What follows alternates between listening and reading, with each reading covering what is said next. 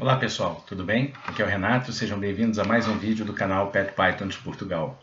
Hoje nós vamos iniciar, como foi anunciado, a série Criação Doméstica de Pitões Reais. E vamos falar sobre o ciclo reprodutivo das fêmeas, que são as principais estrelas nesse processo, não é? Eu tenho aqui comigo a Renira, vou apresentar para vocês.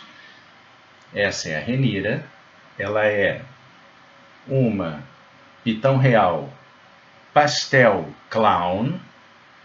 Podem ver aqui o padrão dela, né? O padrão do clown com as lágrimas e o pastel dando essa tonalidade mais amarelada, mais parece até assim um pouco barrenta, vamos dizer assim, tá vendo?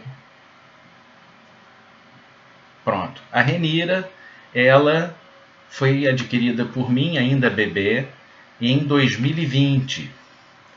Ela foi produzida pelo Marco Van Haren, da Van Haren Exotics, na Holanda, e foi uma das primeiras pitões reais que eu tive. Eu depois vou deixar na descrição o link do Instagram do Marco Van Haren, para vocês verem. É um criador de referência na Europa e realmente vale a pena vocês conferirem o material dele. Okay?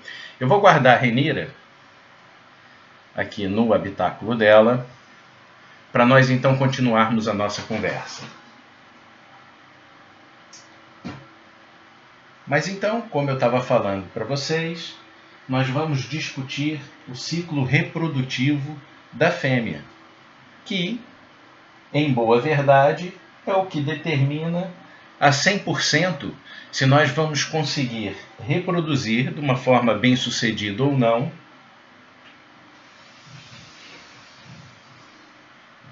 uma pitão real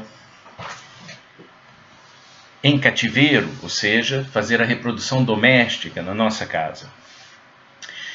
As fêmeas, elas, durante um período de maturação, começam a produzir os chamados folículos.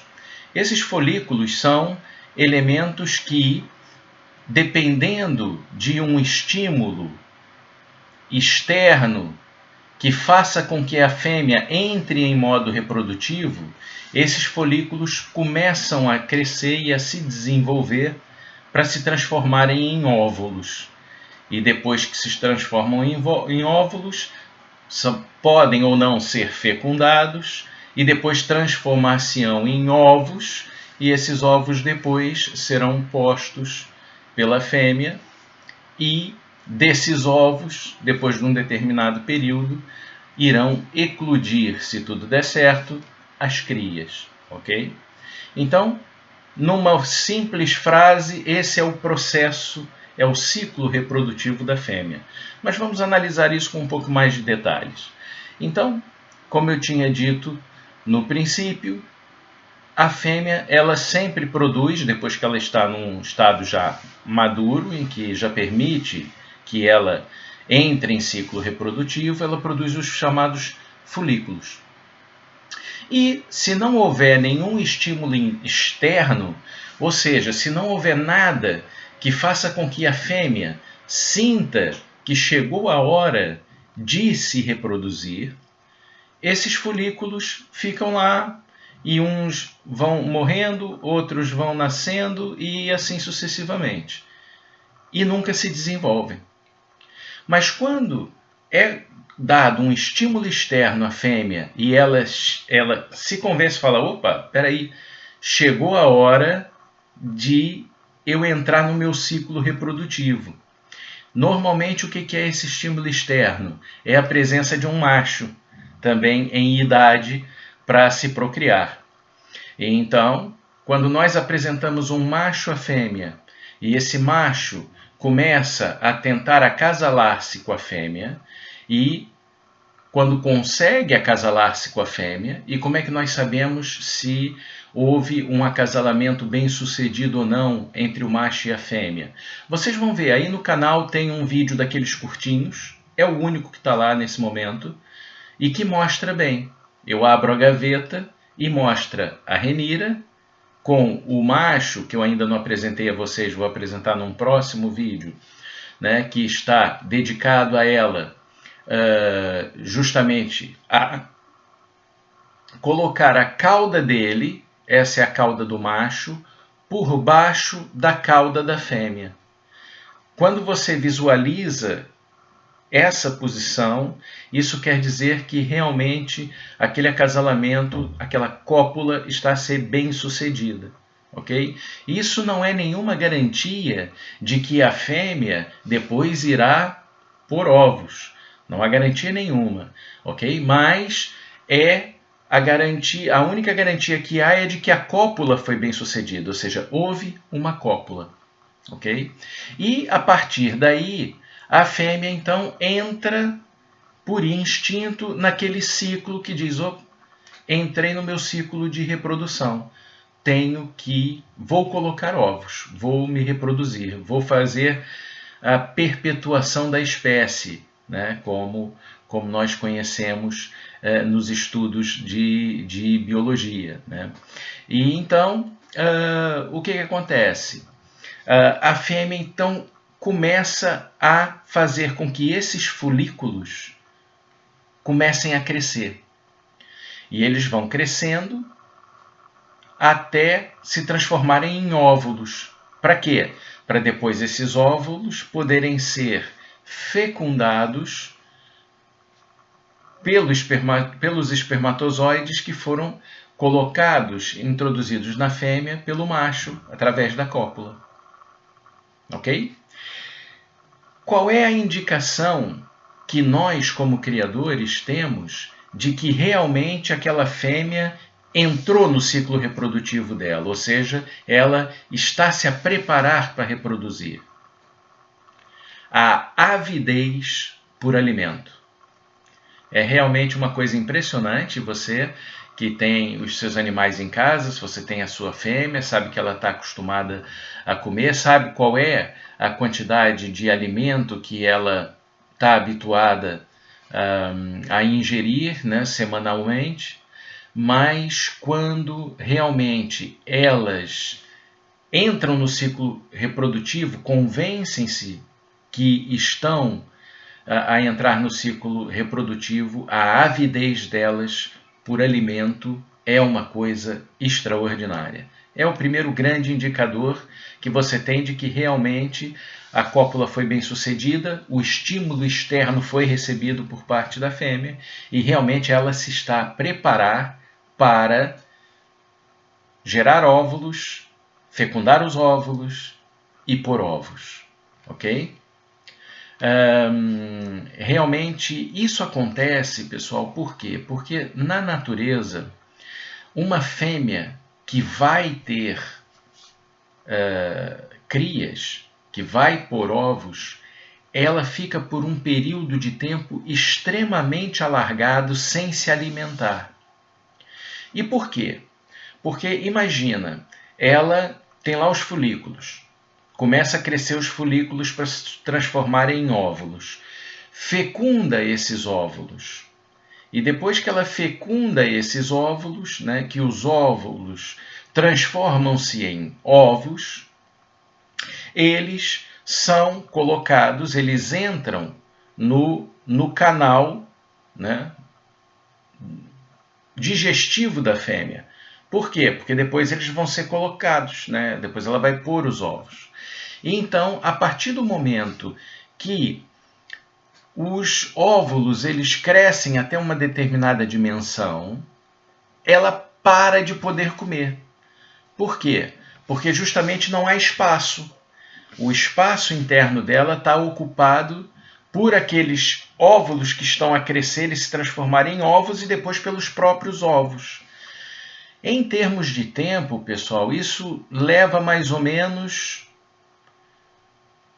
contando o período depois que ela põe os ovos, que ela ainda está aproximadamente 60 dias a chocar os ovos, a fêmea fica na natureza facilmente à volta de 4 meses sem comer. Incrível, né? Realmente os répteis são uma coisa impressionante na resistência deles. Mas justamente porque ela sabe instintivamente que vai estar um período de aproximadamente 4 meses sem se poder alimentar, porque no instinto dela isso seria o que aconteceria na natureza. Depois vocês vão ver que nós que fazemos a criação doméstica de pitões reais, alteramos um pouco esse processo, para que as nossas fêmeas não fiquem tanto tempo sem se alimentar. Okay? Mas na natureza é assim que funciona. E ela, pelo seu instinto, sabe. Então, qual é a primeira reação dela quando ela percebe que vai entrar no ciclo reprodutivo? É comer como uma alucinada. Para quê? Para criar reservas para se poder manter durante aquele tempo todo em que ela não vai poder comer. Ela podia até ter vontade de comer, mas não podia comer porque não tem, inicialmente, nos 2 primeiros meses, porque não tem como ingerir o alimento, porque o alimento não passaria, né, no duto principal dela, não teria, porque aquilo está ocupado por ovos. E depois nos meses subsequentes, nos 2 meses subsequentes. Por quê? Porque ela está realmente ali à volta, enrolada à volta dos ovos, a chocar os ovos e não sai dali para se alimentar. Ok, pessoal? Então, já falamos em termos de tempo, o que se processa? Primeiro introduzimos o macho. Introduzimos o macho, depois leva um período que pode ir entre 2 a 3, 4 meses, em que a fêmea está a comer exageradamente. Depois, ela para de comer.